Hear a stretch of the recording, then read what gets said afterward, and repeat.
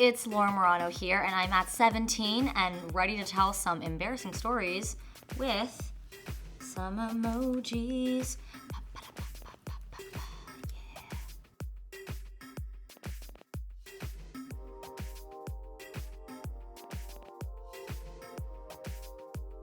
So I was really, really strange when I was younger. I know what you're thinking. Even stranger than now? And the answer is yes, even stranger. So when I was a wee little one, I decided to write love letters to myself. It was okay. So I also watched Clueless, and she did it in the movie, and so I was like, I'm gonna be cool like Cher. So I wrote love letters to myself and pretended that someone was doing it. But unfortunately, and so I was like, oh man, who is my romantic mister? And so I just kept writing these love letters to myself. And the teachers kind of knew it was me because only really I wrote like myself. And so it kind of got out that I was writing love letters to myself. And let me tell you, those first grader kids were pretty brutal, as they should be, because I was writing love letters to myself. And so it was they were all like, huh? That's weird. Why are you doing that? You're 5. And I'm like, I don't know, because I'm strange. Oh, this is so embarrassing. And then I was this face. Really, really nice boy. It was at a school dance. I hadn't been kissed. I knew he hadn't been kissed either, and we were each other's date. We were dancing, and all our group of friends were around us, and they were kind of like, huh. And I did not want my first kiss to be in front of everyone at a school dance. So I was like, heck to the no. I could tell he was a little bit nervous. I was actually this emoji. I was a little bit like, got this. I took him upstairs, had a little cheeky kiss, but it was like a little bit of a peck. And so I was kind of like, yo, I was really abrasive. I was like, yo, you gotta give me more than that, okay? So then we kissed, and then we missed each other's lips. And so I was like, okay, let's try this one more time for the love of God. And then we kissed.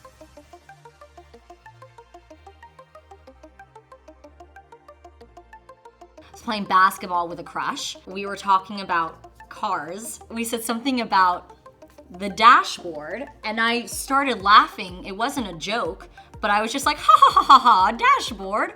I proceeded to forget what a dashboard was in a car. Or I said something really, really weird, and he was kind of like, you're actually not speaking English right now. And then I was a little bit like, aw man, I sounded so not smart or into cars. Now he'll never love me, and we never did date. This is like the perfect emoji to use.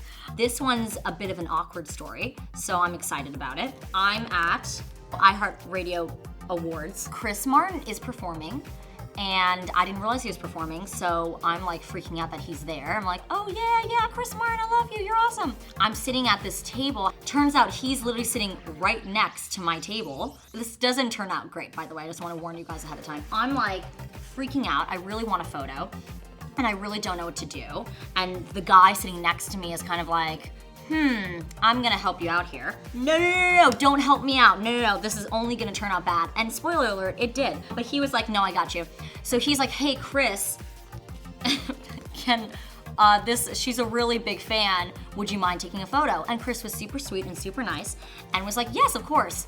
Chris is at a table where there's a bunch of kids at his table. His and Gwyneth's children visited Austin Ally, like a year and a half before, or 2 years before, and it was really cool. He wasn't there, but I met his kids for like a second, and they were really, really sweet.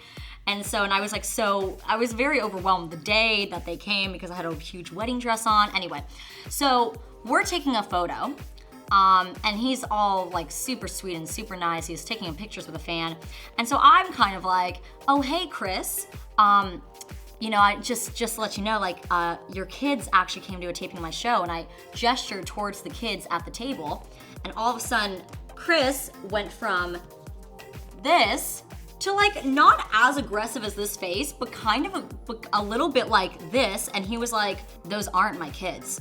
And I'm like, oh man, oh my God, I'm so sorry. There's kids at the table and you're talking to them, and they later went up with him to accept his award. So I mean, I guess like I should have been aware, but I wasn't. I'm so sorry. And so then we went from like almost being best friends and happy to each other to not. So, but I was really starstruck. I was filming a movie with Robert De Niro's in the movie, Christopher Walken, Uma Thurman. Pretty exciting. Like, I'm really into it. And I'm in Atlanta, and it's kind of like my first time filming by myself, and pretty excited. And my face just like completely breaks out, like all on my chin. I had like a little pimple that I like to call Fred that was living on my chin, and he was not leaving anytime soon. So it was a bit of a moment of like, I would literally just like come on set and I'd be like, "Hey Bob, how you doing? The weather, right? Pretty hot. I'm gonna go." Fred lived on my chin for a really long time that summer. But he's gone now, as you can see. So I really had a very sustained, embarrassing moment on that set. It was fantastic. This one's hilarious. I feel like with any embarrassing story, you kind of have to learn to laugh at yourself, because if you don't, and you're like this, or like this, then you're just gonna be like, you know, this, right? I would like kind of be on the road doing these one-offs, and I would like do my own hair and makeup. When in doubt, I'm really bad with my hair. So when in doubt doing my hair, I would just like curl it kind of loosely, and then I would add extensions because that just made everything look like amazing. So I do extensions, and I was pretty good most of the time. For the record, just want to put it on the table. So I'm performing at Mall of America. Pretty cool, very exciting. It's in Minnesota. And so I'm about to get on stage, and my music manager is like, "Hey, you should," I had my hair kind of like pulled back a little bit, and she was like, "Don't pull it back, like it looks better when it's the front." And so we were kind of, you know, running late as I usually do. So I'm like, okay, cool, I can do that. Cut to, I'm performing, and then I'm hanging on top of a dancer as he twirls me around, and in front of like thousands of people, my hair extension just falls out like into the crowd, and it looked like a raccoon was there. And so I'm like dying because I'm literally just performing, and there's no way that no one saw that, because I'm pretty sure like everyone saw that.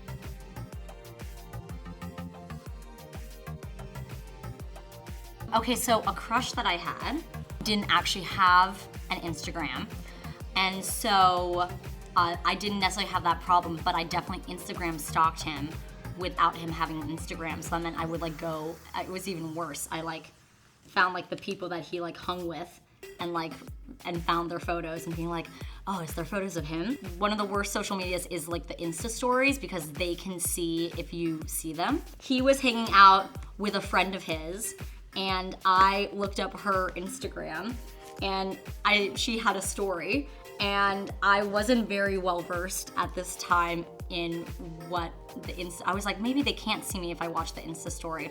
So I'm like cheekily looking at her Insta story until I realized that they can see that I'm watching, and I like did not know her at all. Like we lived in different countries. So it was like very obvious that I did not know her. But she knew me and that I was watching, and so then she ended up telling him, and he was like, "That's strange, she's weird." So that was not really liking an Instagram photo, but I felt like it was the equivalent. I one time had a dream where I had a brother, and California collapsed onto South America. Don't worry about it, it's a dream. And so I was like, "Oh man, this is crazy.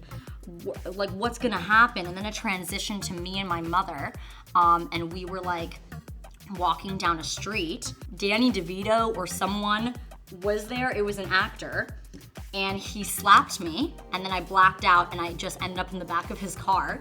And so he drove down my street, and I'm like, "Oh my God, I'm getting kidnapped by Danny DeVito. What am I gonna do?"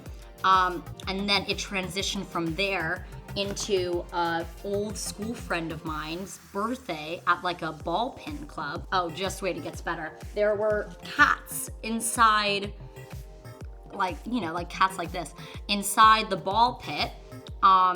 And they had a very terrible disease, but they were also masterminds. And so they were going to spread this disease to everyone at the birthday party, and only I knew about it, but I was in the back of Danny DeVito's car. So just imagine this, but like with braces.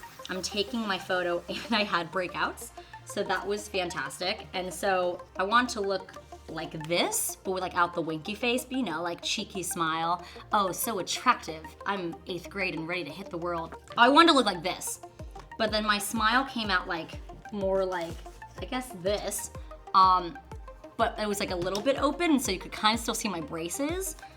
And I was really annoyed and sad because that was not only like the photo for the yearbook, but that was the photo that was like everywhere because you graduate in 8th grade. So like that's the photo in 8th grade you really want to look really, out of all the photos in all grades, besides senior photo, you really want to look good. And it looked like pretty bad. I was just like, huh? And so I was performing at the US Open Arthur Ashe Kids Day, and I was hosting, so it was like a big kind of weekend for me. And I hadn't really been like sleeping too well, and I'd been pretty like, oh man, I'm stressed. I wake up like a few days before and I have like a pretty bad pimple on my chin. It was always on my chin. And so I was like, no, this is like terrible. What am I gonna do? Oh my God. And so I just kind of had to like live it out and have like caked on makeup on my face, and it was like pretty bad and embarrassing. And I still sometimes get moments like that, but I have to say they've been a little bit less. Just if you want to know any of my skincare techniques or reasons why I went from this to this, it's just kind of like I learned how to take care of my face when I was stressed, and like not sleeping and worrying about taking over life and rocking performances and whatnot. And so now I have like a way better skincare routine. I have like this like amazing like acne-free skin cleanser that I use in the shower that makes me feel so fantastic. I have a little cheeky witch hazel acne-free toner that I use, so I don't have those embarrassing moments. And so now I'm like this when I remember that moment, but then I'm more like, haha, this, because that moment won't happen again. But bam. Thanks for watching my embarrassing emoji story. My single Me is out now. You guys can watch it on YouTube, on my YouTube. The music video is out. You can stream it, you can buy it. There's so many different ways to listen to it, so make sure you listen to it and watch the video, and make sure you also subscribe to 17's YouTube page.